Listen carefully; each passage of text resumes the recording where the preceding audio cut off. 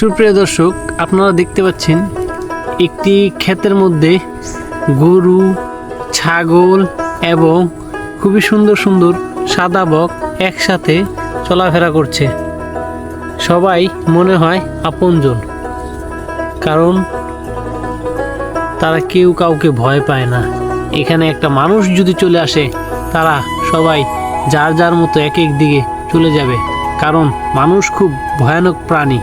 প্রাণীদের চাইতেও ভয়ানক হয়ে থাকে মানুষ, তাই এরা নিজেদের মতোই আছে এইখানে। এখন যদি একটা মানুষ চলে আসে, তারা সবাই চলে যাবে ভয় পেয়ে, কারণ মানুষ হচ্ছে খুবই ভয়ানক প্রাণী, যা কিনা যে কোনো প্রাণী দেখলে মানুষকে ভয় পায়।